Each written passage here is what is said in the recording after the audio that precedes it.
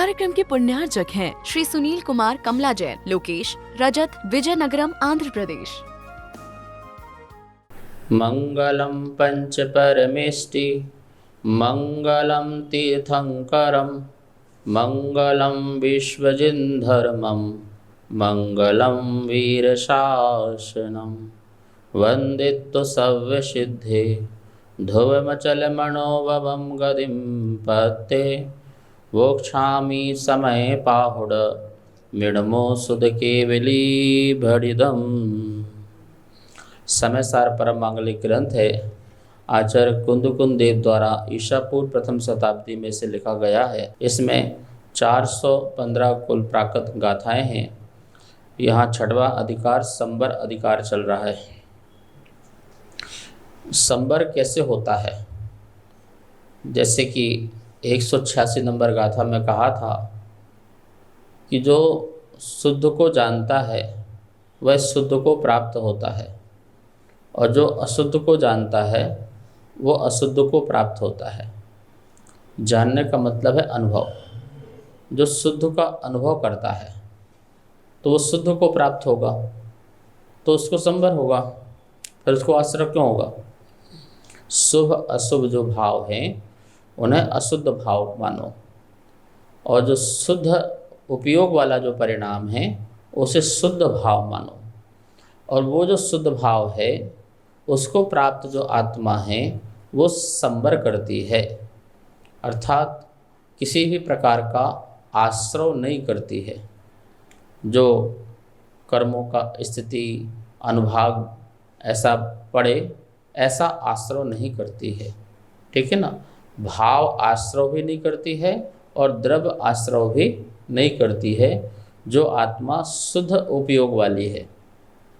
शुद्ध उपयोग मतलब जहाँ कहीं किसी प्रकार का राग द्वेष का मोह का परिणाम नहीं रहता है और आत्मा सिर्फ जानती है और देखती है, ऐसा उपयोग वाला जो आत्मा है वो शुद्ध उपयोग वाला आत्मा है।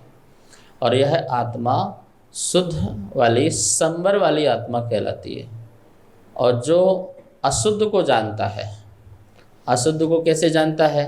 राग से जानता है, द्वेष से जानता है, मोह से जानता है, कषायों से जानता है, कर्म के उदय से जानता है, नो कर्म आदि के निमित्त से जानता है, इन सब से जानता है। तो बोले कि वह अशुद्ध है और ऐसी अशुद्ध आत्मा अशुद्धता को ही प्राप्त होती है, अशुद्धता को प्राप्त होती है। अब बोल रहे हैं संबर इस तरह से होता है। किस तरह से होता है संबर? तो 187, 188 और 189 तीन गाथाओं में बता रहे हैं कि संबर कैसे होता है। उच्चारण करते हैं। अपाण मप्पणा रुन्धियूण दो पुंड पाव जोयेशु दंसन नाणम्हि ठिदो इच्छाविर ओ या अन्नम्मि जो सव संग मुक्को छायदि अपाण मप्पणो अप्पा नविकम्मम नो कम्मम चेदा चे एयत्तम अप्पाणम झायन्तो दंसन्नाणमो अनन्नमो लही अचिरेण अपाणमेव सो कम विमुक्कम अप्पाणमप्पणा रुन्धियूण दो पुण्य पावजो येषु दंसन नाणम्मि ठिदो इच्छा विर ओय अन्नम्मि जो सव्य संग मुक्को झायदि अप्पाणमप्पणो अप्पा नविकम्मम नो कम्मम चेदा चेयत्तम अप्पाणं झायन्तो दंसन नाणमयो अनन्नमो लह्ये अचिरेण अप्पाण मेव शोकम विमुक्कम। जो अपा जीव, अपान अपना, आत्मा को आत्मा के द्वारा, दो पुण्य पाप योगेशु, दो पुण्य पाप योगों से, रंध्योण रोककर, दंसन नाणम्मी दर्शन ज्ञान में ठेदो ठहरा हुआ, अन्नम्मी इच्छा विरदो अन्य वस्तुओं में इच्छा रहित, या और सौव संग मुक्को सब परिग्रह से रहित हुआ, अपाणमपणो आत्मा के द्वारा आत्मा को झायती ध्याता है, तथा कम्मम नो कम्मम कर्म नो कर्म को नवी नहीं ध्याता, और आप चेतनहार होता हुआ एयत्तम एकत्व को चिंतेदि विचारता है, सो वह जीव दंसन नाणमयो दर्शन ज्ञानमय और अनन्नमय होकर अपाणम झायन्ते आत्मा का ध्यान करता हुआ अचिरेण थोड़े समय में एव ही कम कर्म रहित अपाणम आत्मा को लहदी प्राप्त करता है। यहाँ पर गाथा के माध्यम से कह रहे हैं जो आत्मा के द्वारा अपाण अपना, किसके द्वारा? आत्मा ही आत्मा के द्वारा, ठीक है, किसी और के द्वारा नहीं, किसी पर के द्वारा नहीं, ठीक है ना, कोई मन, कोई वचन और कोई काय के कारण नहीं, क्योंकि जो मन है वो द्रव्य मन जो है वही भी पुद्गल है, जो वचन है वह शब्द वर्गणा भी पुद्गल है, और जो काया है वही भी पुद्गल है, तीनों ही पुद्गल हैं, पर पदार्थ हैं, ठीक है, परमाणुओं के पिंड हैं। बोले उनसे नहीं, अपाण अपना आत्मा आत्मा के द्वारा, मतलब निज निज के द्वारा ही,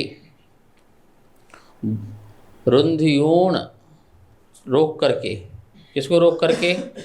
दो पुण्य पाप जोयेशु, पुण्य पाप के योगों को रोक करके, एक पुण्य है और दूसरा पाप है। मन को पुण्य में लगाना, वचन को पुण्य में लगाना, काया को पुण्य में लगाना, तो ये शुभ मनोयोग, शुभ वचन योग और शुभ काय योग हो जाएगा। पाप को मन में लगाना, पाप को वचन में लगाना और पाप से काया को लगाना, तो ये क्या हो जाएगा? अशुभ मनोयोग, अशुभ वचन योग और अशुभ काय योग। मतलब हमारा जो मन वचन काय है या तो पुण्य में लगता है या फिर पाप में लगता है। मन क्या सोचता है? या तो अहिंसा या हिंसा, ठीक है ना, झूठ या अझूठ। तो जो है अच्छा या बुरा, तो हिंसा, झूठ, चोरी, कुशील, परिग्रह के बारे में सोचेगा तो पाप रूप मन हो जाएगा। अहिंसा, सत्य, अचौर, ब्रह्मचर्य और अपरिग्रह के बारे में सोचेगा तो क्या हो जाएगा? पुण्य रूप हो जाएगा। अधर्म के बारे में सोचेगा तो पाप रूप हो जाएगा।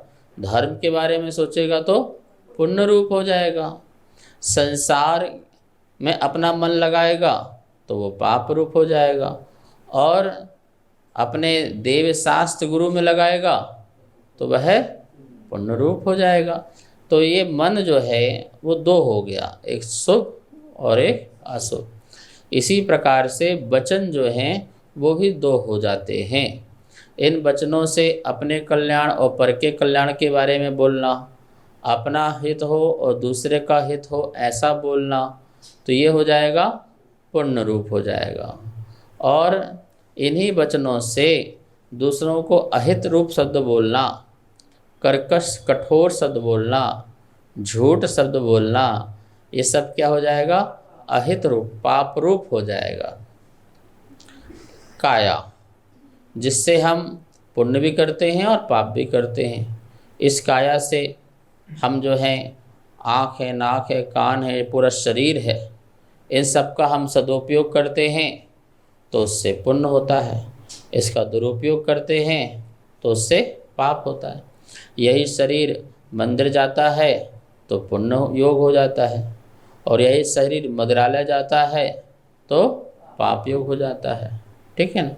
यही शरीर शिव की यात्रा करता है तो पुण्य हो जाता है, और यही शरीर सब की यात्रा करता है तो पाप रूप हो जाता है। तो अब देखो इससे क्या करना है, इससे क्या करना है, इससे आप किसी को उठा भी सकते हो और इससे किसी को गिरा भी सकते हो। तो ये दोनों योग जो हैं, ये दोनों योग जब तक हैं तब तक आश्रव है। क्या है? आश्रव है, कर्मों का आश्रव है। और आश्रव है तो बंध भी होगा ही होगा, और जब बंध होगा तो उदय भी होगा, और उदय होगा तो उसका फल भी जीव जो है भोगेगा, संसार में गतियों में भोगेगा, जन्म मरण करेगा। ठीक है ना। तो ऐसा आश्रव बंध उदय उसका चलता रहेगा। फिर कह रहे हैं अपाणम अपना, आत्मा आत्मा के द्वारा क्या करे?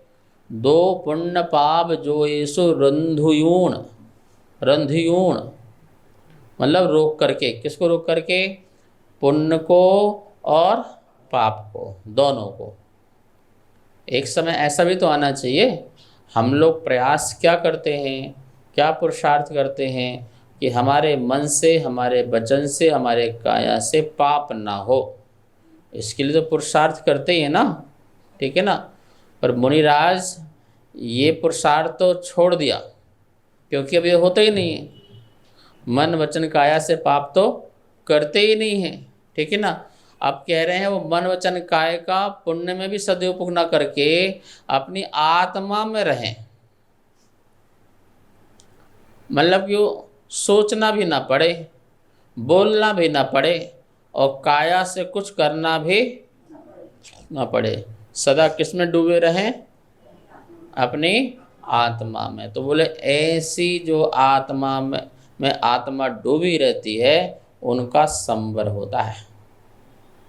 क्या होता है? संवर। उनकी आत्माओं को कर्मों का आश्रव नहीं होता है। फिर तो बस संवर हो गया। अब संसार का जो आश्रव होना था, जन्म मरण का कारण जो आश्रव था, वो बंद हो गया। तब क्या होगा? मुक्ति होगी, मोक्ष होगा। ठीक है ना। श्रावक जो है पाप थोड़ा बहुत छोड़ सकता है और थोड़ा बहुत पुण्य कर सकता है। ठीक है ना। थोड़ा बहुत तो छोड़ पाता है, लेकिन पूरा पाप तो छोड़ नहीं पाता है, क्योंकि उसके आरंभ सारंभ संबंधी दिन भर कार्य चलते रहते हैं। सुबह से शाम तक क्या चलता है? आरंभ सारंभ चलता नहीं चलता है। और उसमें हम कितना समय अपने को पुण्य में लगाते हैं? बहुत ही कम लगता है ना। 24 घंटे में 24 मिनट लग जाए तो बहुत बड़ी बात है। मतलब कभी आधा आधा मिनट लगा के जोड़ लो दिन भर का 24 घंटे का, तो एक साथ 24 मिनट लग ही नहीं सकता। थोड़ा थोड़ा बीच में थोड़ा थोड़ा कभी मन चला गया, कभी कभी याद आ गई। याद आती नहीं आती? जैसे गाय ने बच्चा दिया और वो भोजन के लिए जाती है जंगल। ठीक है ना। तो बीच बीच में रंभाती है, आवाज़ करती है। क्यों आवाज़ करती है? किसको याद आती है उसे? उसको जब जब अपने बच्चे की याद आती है तो वो थोड़ा सा तेज बोलती है। ठीक है ना। उसको याद आती है, वरना खाने में मग्न रहे तो याद नहीं आती।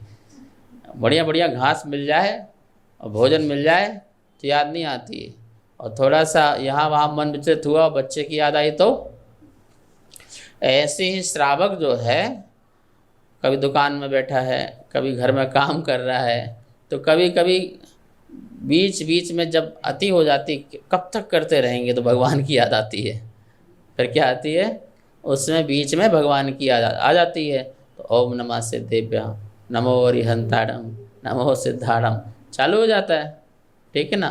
तो वो भगवान की वाणी याद आने लगती है, भगवान की छवि दिखने लगती है, मंदिर की याद आती है। फिर कुछ ज़्यादा हो जाती है, फिर गुरु की याद आती है। अरे बहुत दिन हो गए, महीने बीत गए, कब चलेंगे, चलो अब होके आ जाएं, बहुत हो गया, अब तो पास में आ गए हैं, दूर थे तो क्या करें, अब तो पास में ही हैं। तो ऐसे करके फिर क्या होते हैं? भागते हैं दर्शन के लिए, ठीक है ना। लेकिन अधिकांश समय जिस प्रकार से उस गाय का अपना भोजन पानी में ही समय लगता है, ऐसे ही अधिकांश समय श्रावक के आरंभ सारंभ में ही समय चला जाता है, बीत जाता है। सुबह से शाम कब हो जाती पता नहीं चलता, कब सूर्योदय हुआ और कब अस्त हुआ, कब नींद खुली, कब सोना, पता ही नहीं चलता। तो उसका हमेशा अशुभ आश्रय ही होता रहता है, लेकिन फिर भी वह शुभ आश्रय के लिए प्रयास करता है। इससे ज़्यादा और कुछ नहीं कर पाता। वो ज़्यादा करे तो प्रतिमाएं धारण कर ले, थोड़ा सा उदासीन हो जाए, अब घर से थोड़ा विरक्ति ले ले, घर में ही रह के सन्यासी जीवन जी ले, अभ्यासी जीवन जी ले, इतना भी कर सकता है। जब अपने कर्तव्यों से विमुक्त हो जाता है तो अब वो उदास हो जाता है। उदास मतलब अब कोई आस नहीं रहती है अपने परिवार से, अपने शरीर से, लोगों से, तो अपने में मग्न रहना, समय बिताना, जाप कर रहे हैं, ठीक है ना, पूजा पाठ कर रहे हैं, स्वाध्याय तीर्थ यात्रा कर रहे हैं, दान पुण्य कर रहे हैं, इसी में ही अपना समय, तो थोड़ा सा और शुभ योग कर लेता है अशुभ को। लेकिन फिर भी उसमें अशुभ तो उसके आरंभ सारंभ होते ही होते हैं। तो इस प्रकार से उसका आश्रय होता है। अब मुनिराज के आरंभ सारंभ क्या है बताओ? नहाना धोना, कपड़ा है पहनना, लाना खरीदना, खाना पीना, बनाना, ये सब क्या उनके है क्या? तो ये सब आरंभ सारंभ तो उनके छूट गए, चलते नहीं रहेंगे, छूट गए। क्या हो गए? छूट गए उनके आरंभ सारंभ। भोजन बनाते हैं क्या? भोजन की सोचते हैं क्या? बोलते हैं क्या भैया आज चटानी ये बना देना, थोड़ा अच्छा लग रहा है, मन कर रहा है, तो बोलते हैं क्या? नहीं बोलते हैं। कभी भी याचना वृत्ति नहीं करते। अपने लिए एक अपनी समाधि मरण स्वीकार है, लेकिन अपनी जिह्वा इंद्रिय को किसी भी प्रकार से आसक्त नहीं होने देंगे। जिह्वा इंद्रिय क्या? वो तो पांचों इंद्रियों को किसी भी विषय के गुलाम नहीं होने देंगे। इसलिए 5 इंद्रिय निरोध उनका 28 मूल गुण में है। तो उन्हें स्पर्शन इंद्रिय, रसना इंद्रिय, घ्राण, चक्षु, श्रोत, पांचों इंद्रिय जो हैं वो 5 इंद्रिय के गुलाम नहीं होते हैं। इसलिए वो आयाचक वृत्ति उनकी होती है, सिंह वृत्ति उनके अंदर होती है, निस्वार्थ और निर्लोभ वृत्ति उनके अंदर होती है, वीरचर्या जिसको बोलते हैं मुनिराज की होती है। इसलिए उनके अशुभ नहीं होता है।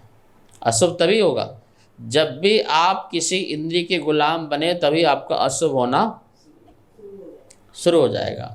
आपकी काया, आपका वचन, आपका मन अशुभ में लगना। इसलिए मुनिराज 5 इंद्रिय के विषयों को छोड़ देते हैं, इसलिए उनके अशुभ का क्या हो जाता है? त्याग हो जाता है। लेकिन अभी शुभ योग है, अभी उनका मन मंत्र में है, उनका मन जो है अभी आत्मकल्याण के भाव में है। तो ये मन तो अभी है, वचन भी है, जिनवाणी का वो वाचन भी करते हैं, उपदेश भी देते हैं, आत्मकल्याण की बात भी करते हैं, अपने लिए पर के लिए भी, और विहार आदि भी करते हैं, शरीर का उपयोग भी करते हैं सामायिक के लिए, आदि अन्य कार्यों के लिए, कायोसर के लिए। तो ये क्या है? शुभ काय भी है, ठीक है। इससे उनका पुण्य का आश्रय होता है। क्या होता है? तो आश्रय होता है, बंध भी होता है, और उसका फल भी उनको मिलेगा, ठीक है ना। लेकिन कह रहे हैं कि हे मुनिराज, तूने पाप का आश्रय रोक दिया और अभी तेरा उपयोग पुण्य के आश्रय में लगा है, तब तक तेरा संवर नहीं है, तब तक संवर नहीं है। बोले संवर कब होगा? अपान अपना आत्मा के द्वारा क्या हो जाए? स्थिर हो जाए, और 2 पुण्य पाप जोयसु रंधियोण, और पुण्य पाप दोनों योगों को, योगों से लिखा है ना, जोयसु, योगों से अपने को रोक करके दंसन नाणम में ठेदो, स्थिर हो जा। किसमें स्थिर हुआ? दर्शन और ज्ञान में, अपने दर्शन में और अपने ज्ञान में। दर्शन मतलब देखना और ज्ञान मतलब जानना। देखो, जानो, जाने दो, बस इतना ही उनका काम है। देखते हैं, जानते हैं और जाने देते हैं। जो देखा, जो जाना, उसमें क्यों, कैसे, क्या, कहाँ, ये किसी प्रकार का अपनी इच्छा से कोई चीज़ लगाते नहीं हैं। कोई चीज़ देखी, क्यों है ये, क्या है ये, कैसे है, कहाँ है, ये कोई मतलब नहीं है। वो वस्तु है, उस वस्तु को वस्तु रूप देखते हैं, जानते हैं, पर उसे पकड़ते नहीं हैं। किसी भी इंद्री से उसको पकड़ते नहीं हैं। आँखों से देख के बहुत अच्छी है, कानों से सुन के बहुत अच्छा है, तो ये किसी भी इंद्री से राग द्वेष नहीं करते हैं। पांचों इंद्री और मन से जानते तो हैं, क्योंकि पांचों इंद्री मन जो है निमित्त है ना, अभी शुद्ध ज्ञानी है, मन और मति ज्ञानी है।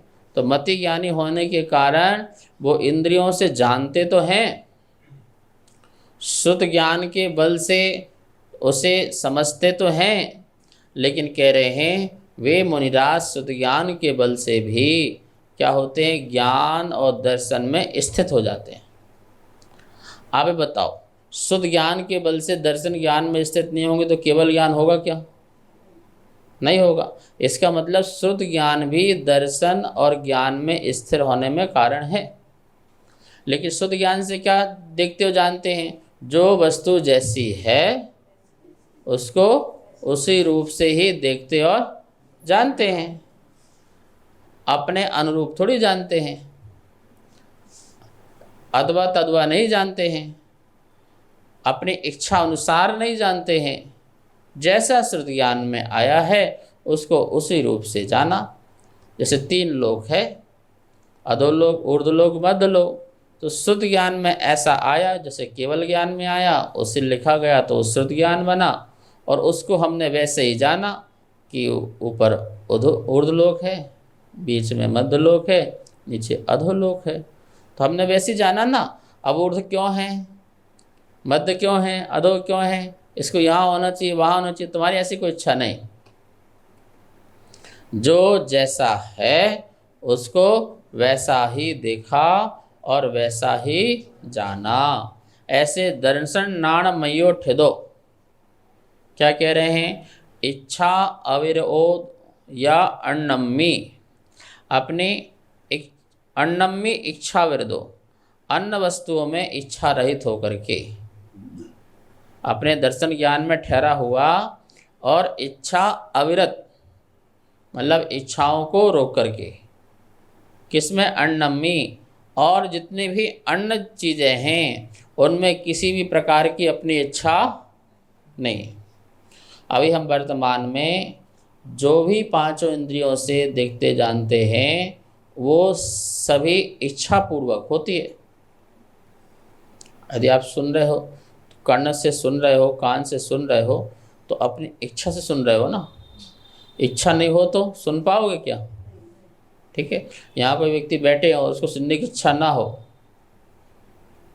बोलो, तो सुन पाएगा क्या? बिल्कुल नहीं सुन पाएगा। उससे 1 घंटा पूछे महाराज ने क्या कहा, बोले हमें कुछ पता नहीं क्या कहा, हम तो बैठे थे। क्या ज्ञाता दृष्टा बन के बैठे थे? बोले नहीं, हमारा मन तो कहीं और था, तो वो मन कहीं और इच्छा में था ना। अभी कर्ण इंद्रिय का उपयोग हमने यहाँ पर किए ही नहीं, क्योंकि हमारी सुनने की इच्छा ही नहीं थी। तो क्या देख रहे थे? हमारे देखने की इच्छा ही नहीं थी, हमें तो बैठा दिया, हम तो कहीं और सोच रहे थे, तो हमने देखा ही नहीं। कौन यहाँ से आया गया, हमें क्या पता कौन आया गया, हम तो कहीं और थे, बैठे यहाँ थे पर थे कहीं और। तो ये कह रहे हैं कि समस्त इच्छाओं को विराम दे करके, समस्त इच्छाओं को रोक करके, अण्णम्मी, अन्न में, अन्न वस्तु में, कौन सी वस्तु में? अपनी आत्मा को छोड़ करके अन्य सभी वस्तु में। ये शरीर भी वस्तु है, जितने भी सभी पर पदार्थ जितने भी दिख रहे हैं वो सब क्या है? अन्न वस्तु है। ठीक है, और मैं चेतना हूँ, मैं चेतन हूँ, मैं आत्मा हूँ।